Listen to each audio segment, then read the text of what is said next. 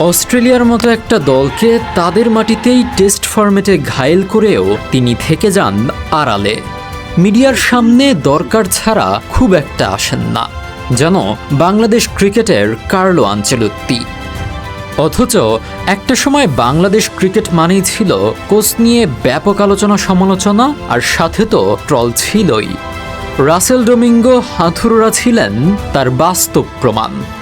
সেই মাতামাতি থামিয়ে ফিল সিমন্স এখন নীরবে কাজ করে যাওয়া এক কারিগরের নাম।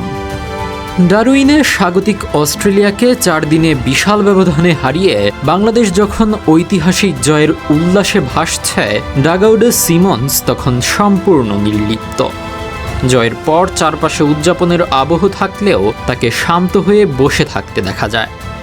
অবিশ্বাস্য এই কীর্তির পরও তার এমন শীতলতা রীতিমতো অবাক করার মতো।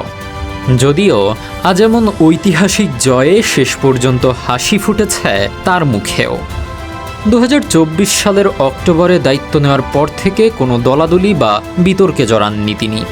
তার কাজের প্রতি আস্থা রেখেই বাংলাদেশ ক্রিকেট বোর্ড 2027 বিশ্বকাপ পর্যন্ত দীর্ঘমেয়াদী চুক্তি করেছে।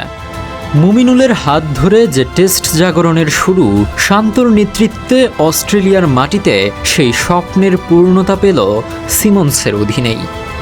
হারলে যদি কোচের সমালোচনা হয়, তবে এই অবিস্মরণীয় জয়ের কৃতিত্বও নীরবে কাজ করা এই মানুষটির প্রাপ্য।